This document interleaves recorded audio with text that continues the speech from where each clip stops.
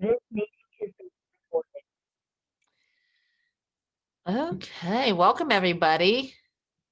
Just wanted to kick things off. I know we're getting a few people joining us now, so I think we'll be up to more of a critical mass here in a minute. So while we wait for the other subcommittee members to join in, I will just quickly share, if I have it up. Actually, Cindy, would you mind sharing the agenda that I put in the Google Drive? Do you have it there? Yes, I do. Okay. Then we'll review the agenda while people are joining us, and then we'll get going. And Siobhan, could you send off that email I sent to you to everybody? I realized afterwards that I didn't CC any of our subcommittee members. Oh, yes, I will. I will. Let me grab that most recent one. And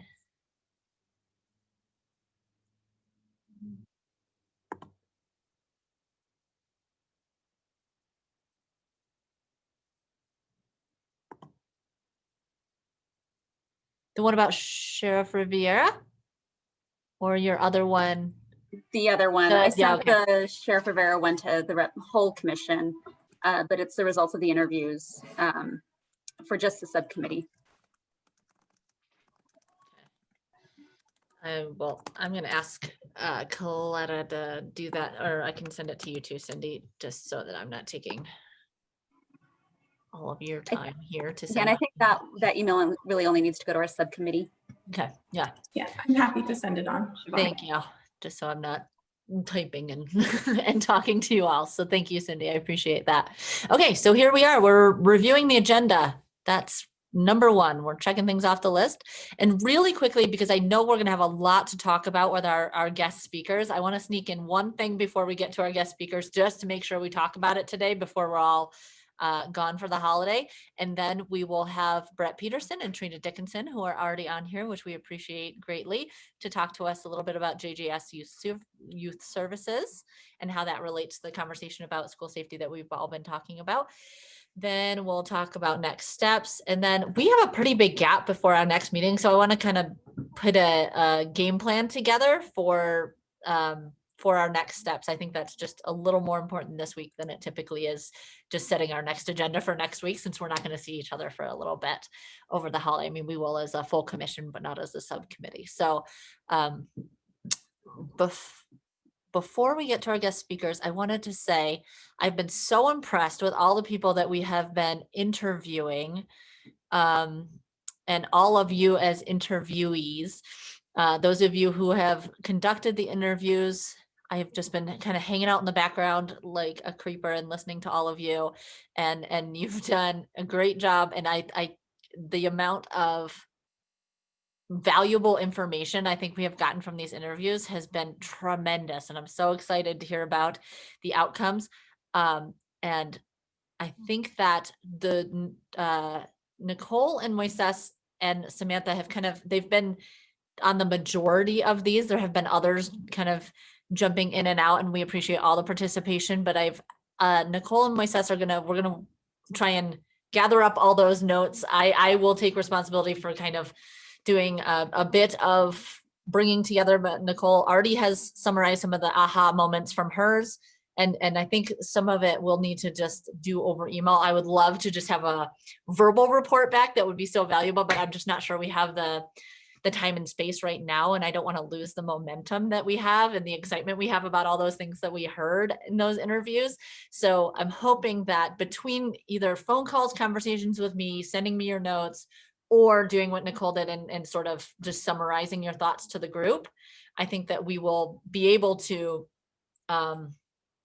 read through those as a group, learn, share in the learning that we've all had as interviewees, and then be able to jump into those next steps that we'll talk about a little later. Nicole, did you have something you wanted to add? You looked like you were jumping for your unmute. Okay. And any other thoughts on those kind of the interview process and where it stands? The only other thing that Coletta wanted me to bring up was that interview with Rhett that she emailed everybody about. Is that I can't remember what the question was, honestly. Moises, do you remember? Can you talk to us about that? I think this was from Andrew's recommendation, but Yes. first there was a talk to the school safety coordinator. I think that's the title, and that's Rhett Larson, I think. But Rhett said we should probably talk to Chief Red Hmm, and Superintendent Duncan, I think. yes. So I was a little bit confused with the email, but it sounded like they're available to talk to us, to a few of us, like an interview on Monday. Yes. And then they sent a PowerPoint presentation that we could, look it over, and then like that we could talk to them when we meet them. Or is a part I didn't understand, or I guess maybe try to get it all set up in January, and have a presentation, I think, from their analyst as well, with data. And I just suggested that I prefer to just do it on Monday, meet with them, look at their PowerPoint. I'm pretty sure it's, anyway. So yeah, and then we could, figure out what to do in January from there. I Might agree as well with get that. them before they're gone. Yeah, I agree with that. And that we kind of have this momentum with all the interviews. I think it might be sort of late in the game to have them join in January. And we don't want to be moving forward without their input. So I think that'd be great. The other thing I want to sort of flag for this in this segment is that we had a bit of luck this week when we're interviewing Dr. Buendia, and that she is, when we've talked about the MOU and the accountability that's built into that they're meant to have these oversight meetings periodically. It just happened to be that she was like, yes, our first one is of this year is tomorrow. And so we said, great, can we come? And then she agreed to let us come and be a fly on the wall. So Moises and Steve had attended that. So I'm also really interested to hear what happened there. If we have time today, we'll do that. If not, we may do that same thing. Like I'll get you guys on the phone and I'll type up a little something to share with the group. But that was really great luck and super interested to hear how all of that is going. The other thing I asked is if they have criteria for sort of how they're measuring that effort, the SRO effort, and if they're measuring against those criteria. And she said, no, that's something we still need to talk about. I said, can we make you some? And she said, they would love to hear from us. So not that we get to dictate what those are, but I think we that's one thing that this group can do is sort of recommend to them what types of measurements based on all the data and research and time that we're spending on this. She was like, great, if you're, if you have all that focused attention you're spending on this, then we would love to hear what you think are good criteria. So that was kind of an exciting byproduct of the interviews that we got to conduct. So any other comments on that? I don't think we have time for a full report back on any of this right now because we have our guest speakers waiting, but any other quick comments before we jump? And then I'm going to ask you, Moises, to since you extended this invite today, I wonder if you can give just a quick intro, and then we can jump into our, is that okay? Yeah. No, it's not okay. Oh, I cracked myself up, I tell you what. I think you're the only one that you're cracking up, though. That's the problem. Yeah, that's what my daughter says all the time. Daddy jokes. Hey, but I'm entertained. Actually, I would prefer Brett to be able to introduce yourself as well as Trina, because I'm sure I'm going to mess up your titles. But the main thing is, again, y'all just started, well, recently had started that youth services program or whatever it may be called, and that's confusing with the Salt Lake County Youth Services, which there's also overlap. And so, but I think it's awesome because it's statewide, and man, we're really promoting it. Very nice to have that early front end work. And then Trina, I don't know how involved you are with that, but I also know during our trainings, a lot of misunderstanding about detention and bookings and all that stuff. So I think that may be really nice to know as well. And then anything you guys think that would be nice for us working in Salt Lake City, and what kind of recommendations we could provide PD and the mayor's office as well as the city council. Yeah, and don't feel pressure to like do a big presentation. We're very conversational here. So just anything that you want to share with us initially, and then we'll offer you some questions and thoughts, and we can go from there if that works. Okay, maybe we should kick it off with Brett then. Can you guys hear me? All right. Hope that there's a little echo, it seems like. I'm at one of our facilities actually right now. So, um, so I'm Brett Peters. I'm Director of Juvenile Justice Services for the state. So we've got about, sorry, is there an echo or is that just me? No? Okay. I'm just going to roll through it. Like when you get feedback on the phone, you just got to keep going. So we've got about 1,000 employees statewide. We operate the entire continuum in juvenile justice. So that's everything from our front end services. We operate home detention, detention. We have some different day skills programs, typically kids involved in probation. We also operate all the long-term secure settings in the state, aftercare and parole. So in that space, that's kind of where we're at. And what's really exciting and amazing is that I love to be able to share is we are right now in the midst of truly kind of a once in a generation transformation in juvenile justice. Nationally, that this entire field is changing, but truthfully, Utah is transforming it at a pace and in a way that is kind of ahead of everybody nationally. And when we look at how we're trying to serve youth, how the focus of our care, having kind of our understanding of the adolescent brain at the core of everything we do, it's really leading to some tremendous outcomes and exciting opportunities. So when we look at our system, so fundamentally for JJS, our number one kind of mission is to change young lives. Our goal, our mission statement says change young lives, keep communities safe. We get to the second component of that by achieving the first. And what I think the systems have failed, and I always have to use that term broadly because I don't know what else fits. So whether we're talking law enforcement or child welfare, juvenile justice, or the courts, where we have failed historically is just finding ways to meet the needs of the youth and family right where they're at. We've always kind of required these entrances into a more formal system before we can get them the care that they need. We're trying to break that. We're working our tails off to try to break that cycle. And we are kind of at an inflection point right now in Utah from a resource perspective with an ability in juvenile justice to actually do that. So that's what we'll talk a little bit about today.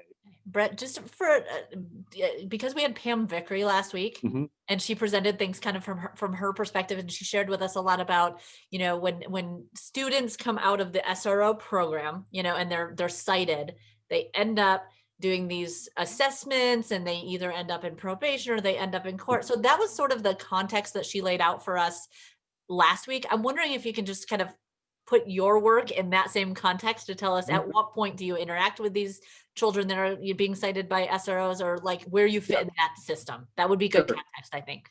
Well, no, I agree. I think so I'll go from kind of a much more macro view down to a little more micro view. So on a macro level, we could interact in a lot of ways because first of all, when a kid gets introduced into the system, whatever mechanism brings them in, especially if you're talking about, say, like a detention doorway, what we find is, their outcomes are worse and they end up, reoffending at higher rates. So they may deepen into our system. So there might be a lot of different touch points. What I think is, so from that perspective, and if you're looking very kind of specific, an SRO may cite a youth, they'll probably end up, if it ends up in front of a juvenile court judge, that depending on the type of offense, they're likely not, they might certainly come through the doors of one of our detention facilities. Again, if it depends on what the nature of the referral was, they're not likely to probably come into our custody. But SROs, they may be interacting on a broad range of situations. So everything from kind of status offenses to maybe something more serious, just like any law enforcement officer might. So it might engage or interact with our system in a couple different touch points or a couple different ways. Specifically, what's exciting about youth services. So I won't go through a big presentation, but I will share just a couple little slides with you guys, if that's okay. Let me pop this up. Looks like I have sharing rights. Wonderful. And I'm only on one screen here, so forgive me. I'm normally used to having, at my house, I've got two screens. I think that surprised Yvonne that you had sharing rights. You surprised that I had it? Yeah, Hey. we're just willy-nilly with them here, but that's We great. I'm glad that you're Hand able them to over. present. Hand them over. Okay, so this is just this guy intro slide. I've talked to you about who we are. That's a facility we have in Weber County. So when I talk about kind of this journey of juvenile reform, the first thing that has to take place is this philosophical change. There has to be a belief and a commitment that we can do better by our youth by trying to meet the needs of a child and a family in their home schools and communities, right? There has to be this philosophical alignment, and there has to be a belief and understanding of the developing brain, that youth are different than adults. Utah has that in a large way. Obviously, there's outliers, but there is a lot of philosophical alignment. Now it's followed by policy change. So specifically House Bill 239, which is, really, it touched everything in this system. I think some of the main components, though, were let's keep low level or low risk offenses out of the system, because we're not doing any favors by bringing them into the system. For us, it takes a lot of practice change and implementation, and ultimately all of it's done through partnership. That's why I'm thrilled to be here with you guys, because these are the partnerships, these are the tables where we continue to figure out innovative solutions. With us in Utah, and I said I won't spend too much time on doing slides, but I always use this. This is an old slide, but I always end up going back to it because it's easy for me to be able to talk through. We really did have one funnel. We had low risk to high risk, formal petitions, detention. Those were our doorways. That's what we did. With House Bill 239 and juvenile reform, we very specifically said, no, we're going to draw a line in how you get introduced into that more formal system. The question always is, and you guys are at tables where you're talking whether it's the adult system or the juvenile system, the question always is, well, then now what do we do? I don't hear this as much from SROs, for example. I don't hear it as much now, but for that first year after reform, that was always the question. Well, now what are we supposed to do? We can't do anything. So for JGS, what we've been doing and pivoting is standing up. Oh, this was actually some detention admission guidelines. I can go back to this, Moises, if these specific kind of in the weeds questions come up. But what we've stood up is a practice model, which I do think, like I said, is a model nationally to kind of look to, is our youth services. Branding wise, it is confusing in Salt Lake County, and we might work on the branding. I don't know, it's hard, but really at the core of it, and where Trina's amazing, and just I'm so lucky to be able to work with Trina. She's going to be able to talk some more about maybe some of the specifics or how it actually operates. But on a very high level, JGS Youth Services is a system of yes. It's a when we look back at those funnels, one thing that we saw, that gap, when all of a sudden now kids are going through a different funnel, who's going to be there to hold the hand and help and guide? Formal systems have case management. They have all these apparatus to say, okay, now you're in front of a judge, now you're going to have a probation officer, now you're going to have a case manager. We're going to do this, and then having the resources to actually help with services. How do we shift that and actually provide that on this very front end? So what we've established, our youth service model, is both we have our plan managers, which on the very front end, any kid can be referred to us. So from an SRO, for example, from a school, a parent, it could be a self-referral. Every kid that's referred to us, they'll be screened consistently, they'll be assessed, and then we can actually broker and purchase services. And that's a game changer. For child welfare and juvenile justice, we always required that deeper involvement before we could actually intervene from a service perspective. And that's not the case anymore. So with that, I'll breathe for a second here. Yeah, we do have physical spaces all over. So you talk about Salt Lake County is a unique partnership. So Salt Lake County Youth Services, they operate kind of our physical component of our model. We contract, and then they also have, I know, a lot of other services. So this is actually in Farmington. Talk about a symbol of reform. This was a large detention space on this bottom left-hand corner. This is actually open now. It's a wonderful receiving center. Crisis, step down, non-locked, community-based, trauma-informed space. Turning swords into plowshares, as the old saying goes, is what we're hopeful to do. And we've had the opportunity to do that. This was actually that first building I showed you, but and we do have a dog, and he's wonderful. We have dogs all over. Trina's got a dog in her program that she's going to be able to talk about. But this is out in Tooele. This was a smaller footprint that we did out there. This is a 23-hour kind of youth service center. This is one of my favorite pictures. So, you know, we're literally finding a way to say, you know, how do we flip this whole model? And so that I like that picture because we were able to jackhammer out, you know, these concrete slab beds that are still in a lot of our detention facilities, and now that's a non-locked community-based space. That, you know, we're talking about SROs. You're talking about what are the resources for law enforcement. This is one of them. So, I won't get into a ton of the data right now. I can, but I'm going to turn to Trina. First, I'm going to pause, see if there's any questions. And then I'm going to turn to Trina to talk a little bit about, you know, how it actually looks in real life and what the resource, kind of the nature of it, and the kind of she can get into some other specifics. Let me pause first if there's any questions. Hey, Brett, I just want to make clear that you're saying anybody could refer to youth services, right? They don't have to be in the system. No, yeah, we don't. We love it when they're not in the system. You know, often with schools, and so, you know, this is a school safety subcommittee, right? Correct? Kind of in the racial equity. Mhm. So, you know, thinking from a school safety lens, too much of the school safety discussion has been on, you know, it's kind of the actual kind of like active shooter type lens, right?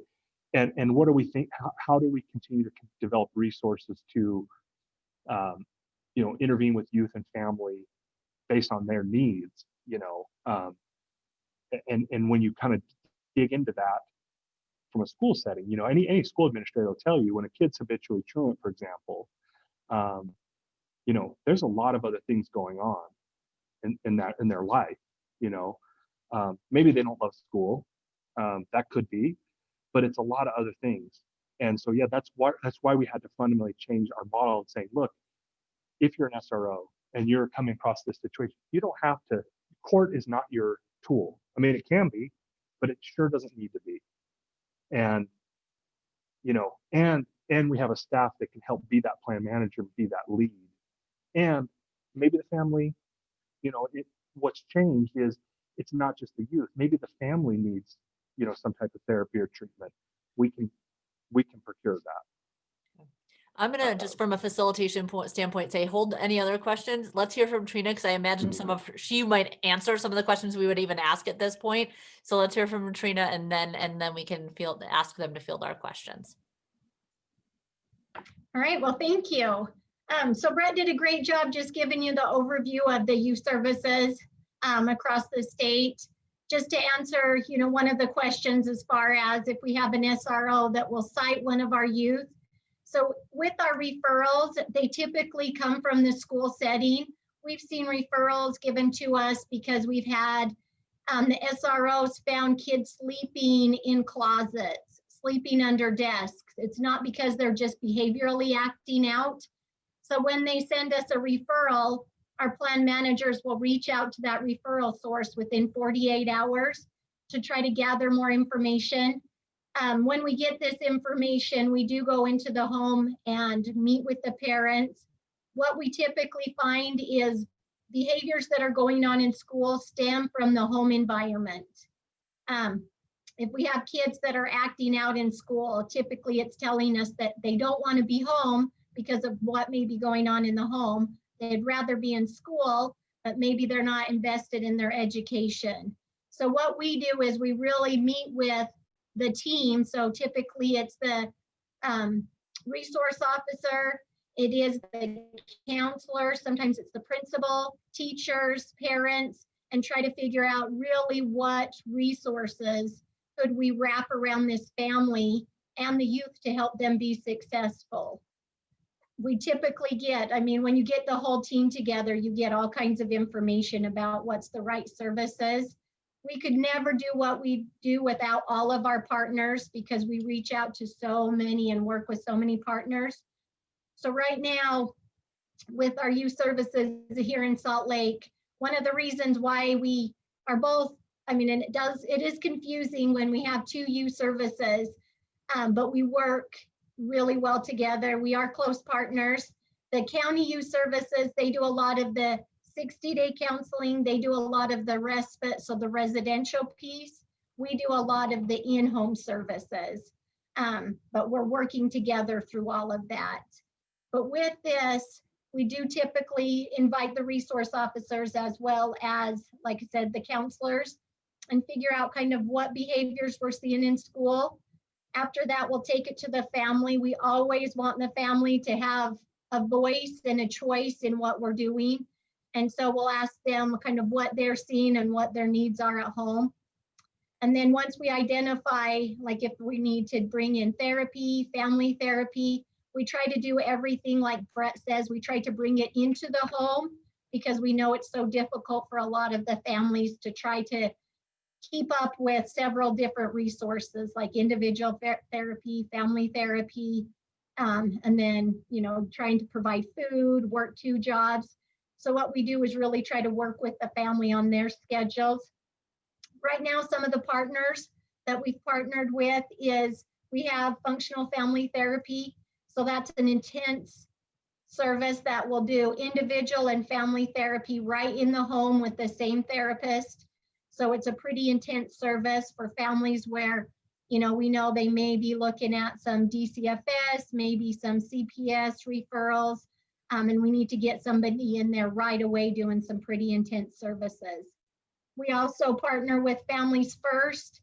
It's not as intense, but it is family services where they offer 8 hours of skill building with the family inside the home. We also really work with several private providers that are doing individual therapy. We work with the family based off the culture, race, kind of if they prefer a male or female. So we get all of that information, and then we reach out to our private providers to find the right fit for the family to feel comfortable with these services. We find with some of our refugee and our undocumented families that this is so important because there's already such a fear to have people come in the home that we really want them to be the ones identifying the right people coming in the home for services. We also have partnered with Ella Rise. It is a program that really is specific for female Latina girls trying to understand more of their culture and their history and try to figure out a fit so that they all can come together with support groups. Sorry, what was that one? That's called Ella Rise.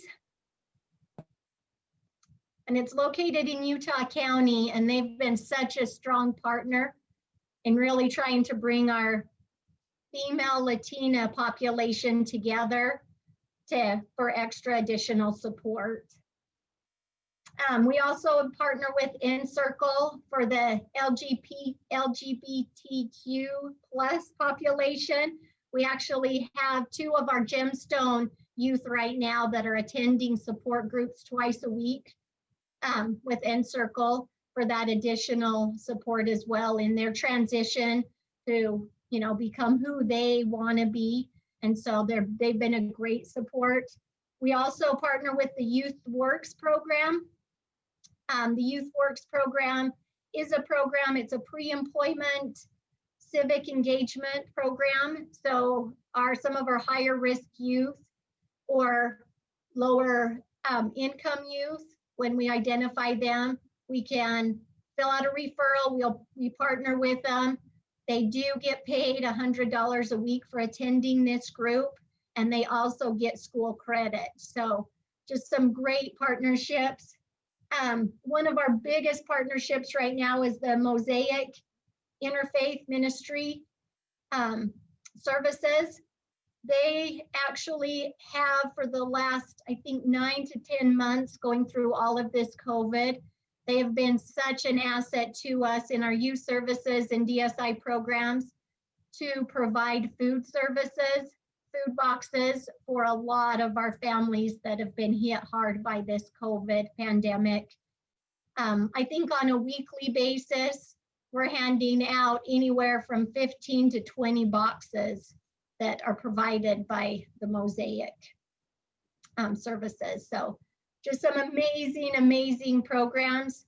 We also have a great private provider who offers what we call it's a talk circle. So it's a Native American tradition where we bring these kids in and offer them these services with a healing sweat as well as a talking circle.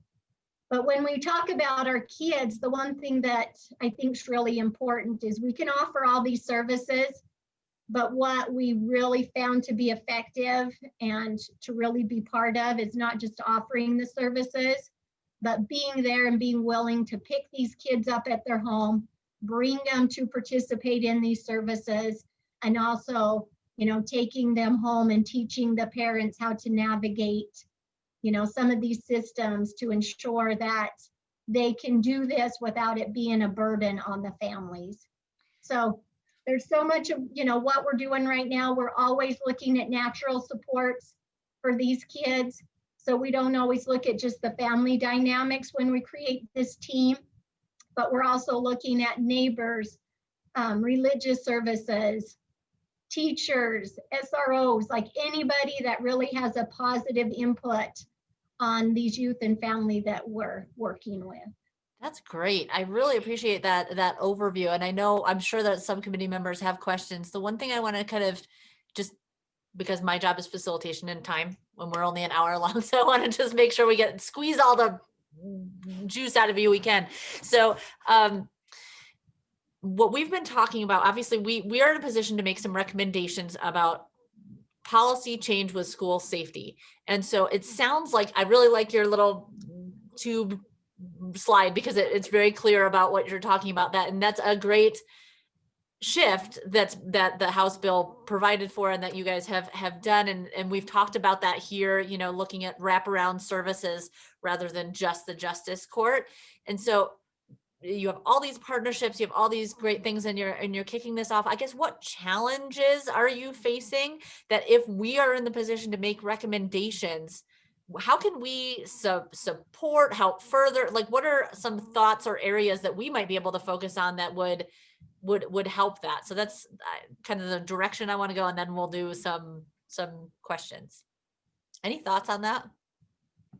Yeah, I have a thought as far as, what we could look at. So one thing that I hear often, and it's, from both hats, being in the community, working with the schools, but also being here at detention and understanding some of the frustrations from the SROs. And I know often they just understand that, okay, detention's a safe place. This is how we can get how we can deal with behaviors in the moment. So I know the more education and understanding they have on what services are offered, because when I meet with them directly, or we have some of these child and family team meetings and we invite them, they love the invitation, but they have no idea of all these services that we can offer. And when we talk about therapy, sometimes they're like, well, that sounds great, but how is this family gonna pay for these services? Mm-hmm. And once I'm able to explain that, we will pay for the services, like we want them to get help. And it's not only the services for just the youth that they sent the referral for, it could be for siblings and parents as well. So they really have no idea, and it's because things are changing, but they love the information. Like after you explain it to them, they're like, oh my gosh, I had no idea this existed. So I know more education and knowledge they would be seeking as well. Excellent. That's really useful. Brett, any thoughts you want to add? Yeah, I love that, Trina. I think you're spot on. I think kind of furthering the partnerships wherever they're at and helping kind of make sure there's awareness on the resources so that we recognize we don't have to use the tools that we've always used. My vision is to someday, when we're engaging a family or a youth in need, all that matters, the only question is, what do they need to succeed right where they're at? Like, period, end of story, and then let's do it. We're still not there. Like, whether we're talking child welfare, we're talking schools, or we're talking law enforcement, we still have to pull it into all these more formal mechanisms. So I think the more we can do to kind of keep our eye on that prize is that, there is this opportunity, there is this point in time opportunity to partner and to do that and to get more integrated to, and eventually then that conversation will go further upstream too. We're talking early childhood, mental health. I mean, that's something that I think needs to be part of this conversation, because sometimes, some of the youth that we may be talking about and trying to find, these kind of innovative solutions for them and their family, it's something that we wish we could have helped them when they were 7, or 8, instead of 15. Sure. But yeah, I think Trina encapsulated it well, like the further education, further helping foster some of those relationships, so that, and I think especially for SROs, that will help. We'll see less referrals, we'll see less kind of policing action. I think the more that there are those types of resources, where it's like, oh, okay, I'm seeing this issue, there may be some kind of engagement, but now I can help and I can get them connected, and then these guys can go and, take the lead. Sure. That makes a lot of sense. I want to pass it to the group. Are there questions you want to ask to our guests, things that you're wondering about based on what they've shared?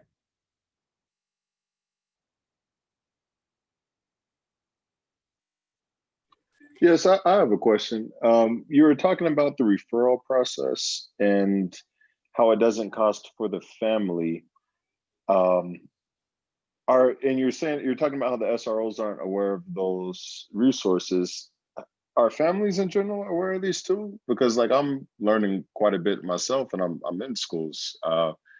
Just curious, like how much push is it for families with these resources for them? Because like we see everything in the schools, and it's end of the day, it's about helping kids, and the better we're able to help kids and their families, the less issues we're going to have with even in my opinion, the worst trained SRO, as long as we're able to knock out many of these problems beforehand. I mean, on top of that, obviously training's necessary, not saying that, but families who are seeking resources, how much is that being pushed within schools?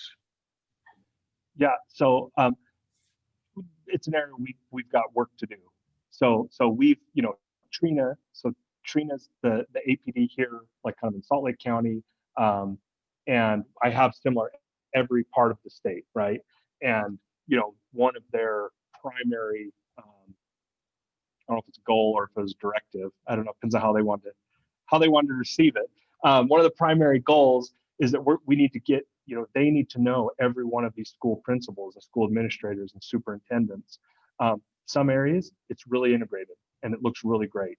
If I had Ogden School District on the call, they could share with you, like it's become part of their, when they're staffing and they're going up through the tiers on, kind of their behavior management, they see, oh, here's the point where youth services could kick in. We have work to do in Salt Lake County, and we're continuing to build our capacity out. And I think there's a great opportunity. As far as parents, I don't think I think the knowledge just comes only if it comes through, maybe a school, or they contact one of our staff or something. The referral process itself is really, we've made it very easy. It's just, it's online or it can be a phone call, but it's only a couple, like, 5 boxes, 6 boxes, like very straightforward and simple. So I want to see every vice principal and SRO, armed with that, on the very least. And then I'm really hoping though, there's more of, like, again, kind of that partnership that can be fostered with, my staff on the ground in those communities. So it sounds like it's relationship based at the moment, right? Yeah. It's relationship based. They're reaching out to individuals and making those like over time. Okay, got it. Yep. Yep. Do you mind if I follow up with you after this? Yeah, by any chance? No. Excellent. Sure, Thank you. Yes. No. You guys will have you guys can call me anytime. Trina, I mean, we're here. That's what we want. It's fundamental to our agency, to this work, is to be partners and just to show up, even if we probably don't have answers. But I'm also going to drop in the box the referral link too. I was going to say, you have, I believe I forwarded you the appointment. If you reply all to that appointment with whatever contact information you're comfortable giving out, that will last longer than the chat box. The chat box will will be gone It'll when this disappear. call is gone, but an email will last a little longer if you don't mind. Nicole, I think you had a question. I don't know if that was the same question or a distinct one. No, it was a different question. It was whether you have any data on how many of the kids you end up seeing, at least for Salt Lake County, resulted from an SRO initiated sort of citation or referral. So we will have that data. We can track. I don't know what it is off the top of my head, but we do track on, is it law enforcement referral or is it school referral? We do delineate, so we will be able to dig into that. How new is your program? Well, so JGS Youth Services, you know, we've had different early intervention kind of operations kind of here and there. And I think in Salt Lake County is an area where, you know, we had some stuff that started maybe right after the House bill, and then a bunch of it went offline. And I think that hurt a lot of relationships, I think, and trust, understandably so. And so it's like, you know, kind of rebuilding some of that. But we've had different variations of early intervention for, you know, years. You know, we have crisis shelter all over the state. We've had some receiving centers that are actually youth services model. We're just, you know, really we're only in our first year of full statewide implementation. We rolled about 2 years ago. We started in Weber County, was kind of our first area because we had a little more established there and kind of piloted it out. And then now we're statewide. So we're rolling. We've got a ton of, and we have a ton of referrals. And I think one thing that's important to know too is the goal with youth services, I think where we sometimes missed the mark in the past on some of our prevention and early intervention work was we would just get a very canned, you know, class or something. And so it wasn't individualized. It was like, well, here's this, send your kid to this. Youth services, that's what's unique about it is like, look, this isn't about us teaching a class. It could be, but really it's about us screening, assessing, and then we're going to get you connected to our provider network or wherever we need to based on your needs. And you're state funded in Yep. a long-term kind of way. So this, Yep. okay, cool. Other questions? So I got, Brad? Oh, go ahead, buddy. thanks for letting me drop back into our committee. Yesterday in that meeting, I was speaking with an administrator. It's kind of Nicole's point and it's kind of Kamal's point, but the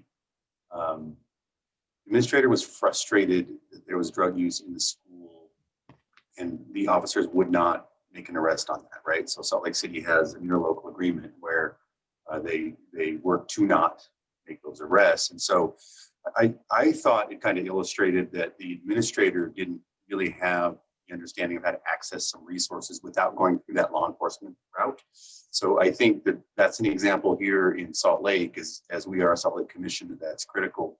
And then secondly, the behaviors that used to be criminalized that are observed by law enforcement will now go through the administration of the school through discipline and not criminal, and as a result go to through a referral as an educational referral, right? So I think that as maybe a recommendation we can make as a body is finding ways to capture those positive interactions that law enforcement has with students. Otherwise, something like that would be lost. So that could be a positive action an officer made that the school the data would be attributed to the school, right? So I think there's some work to be done, potential work to be done in there to capture that positive data. At the end, as long as the cases get to the people that can provide, you know, intervention for sure. But I think it's important how we count that as well. Anyway, let's do it. Absolutely. And it looks like maybe Andrew popped on video. Andrew, do you have a question for our guests? No? Oh yeah. No, I just wanted to make sure you all knew I was paying attention to everything that everybody's saying. Good. Well, I love Fascinating. it. I encourage people to be on video. I like it. So any other questions or Hey, thoughts for the group? I'm going to cut you off relatively soon because we have a few more things to cover, but any Yep. more pressing questions? Hey, Brett. So, and Tran, so what you're saying is if somebody invites you to come provide a presentation, you guys are all in it, right? Absolutely. Because as we go statewide doing trainings and we talk about youth services, they think we're lying because it just sounds so amazing. So for sure, for these SROs should definitely hear this, because I have a feeling they have not heard this, just one at a time here and there, rather than meeting with the SROs. Administrators too, there's going to be administrator trainings probably at the beginning of every year. They almost always have that. That'd be great for you guys to go in there and here's something you guys could refer to, and it's free and it's tailored, evidence-based, and it's long-term. This isn't just a quick grant that we got real quick. So Yeah. That's And I not think that- DCFS. Yeah. That's the other thing is DCFS has these wraparound services, but there's some stigma around contacting Sure. DCFS about a family, and there's a fear that it'll end up in a removal. Yep. So, yeah, no, I think this is great. It sounds just like what DCFS has been doing, what they've been starting to do over the past few years. Now with the Family First Prevention Act, they've gotten more money to go in that direction. And did JJS get some of that money? Yeah, so I Okay. think what I thought they I did. love that you bring that up. So we, a lot of these youth, so part of the youth services model is we identify through that screening process, and if a youth is what we consider a foster care candidate, then we can pull down that federal funding for up to a year for services. So it really unlocks, and then with DCFS, exactly what you said, too often those kind of early DCFS calls triggered into, dependency cases or removals. So we actually, we're working out with DCFS. They actually, when they get that call and there's no abuse, there's no neglect, and it's just kind of ungovernable behavior, they refer them to our youth services. And so that we can go in and start assessing. But I agree with you, that has been something we've noticed. They're never too worried about our staff coming and interacting. I'm on the Child Welfare Improvement Council, Oh, and awesome. yeah, so former DCFS worker, I know. That's great. Awesome.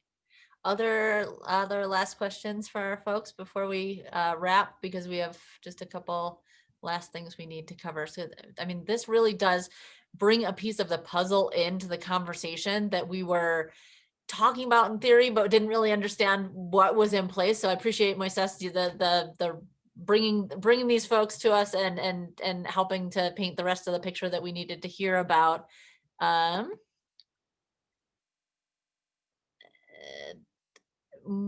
Trina, yeah, thank you, Trina. You're right on it with the chat. I like it. Okay, so just sorry, one more thing. I just wanted to make sure that, when you talk about these presentations, I do feel like it's really important if we could get in front of the SROs when we talk about referrals. So one thing that we're finding in the Salt Lake area when we're reaching out to principals, vice principals, is everybody's still trying so hard to navigate COVID and trying to figure out if school's in session or out of session, that they really don't have time for some of these presentations. But it is our SROs that really are dealing with it hands-on and could be a great referral source.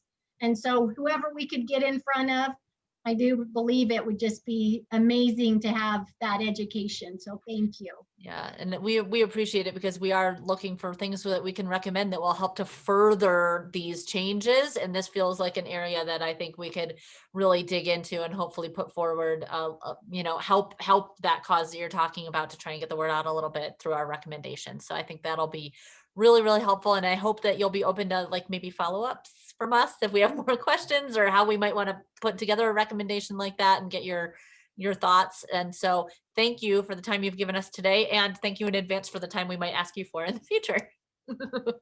Kamal, did you have another question? It looked like Kamal was. Were you raising your hand, Kamal? Yeah, sorry, it's dark in my place. Yeah, so I think the more we can get SROs and admin on board, then after that, admin can train teachers what they learn. I mean, that whole process is needed in order to resolve this issue. Like it needs to be hit on each level. So and right now, admin and SROs are all available. Like that's the one thing that is available right now for these trainings. So Yeah, that's so true. The SROs don't have I think that they've been reassigned in some cases, but there's probably an opportunity. That's great. Thank you, Kamal. I'm so sorry that our meeting is only an hour and that I need to sort of move towards being done. But I do want to, just because we don't meet again as a subcommittee until end of January, because we have full commission and then we have the listening sessions that are on the 13th. And so I really want to encourage subcommittee members. So I know we all get a ton of emails, I mean, on these subjects. And they can be difficult to keep up with, but I think, through some of the things we learned in these interviews, I think we are poised to start drafting some initial recommendations. Certainly we're not done. I mean, we're going to continue to work. We're going to continue to come up with recommendations as we go forward, but I think we have a few things that are ripe for initial recommendations. So if we flag emails that say like draft recommendations, please read those emails and give us feedback. I know it's hard to keep up, and especially during the holidays, it's going to be tricky to watch those things, but I think we're going to start trying to formulate some of that, and it's going to have to happen on email because we're not meeting again for a little while.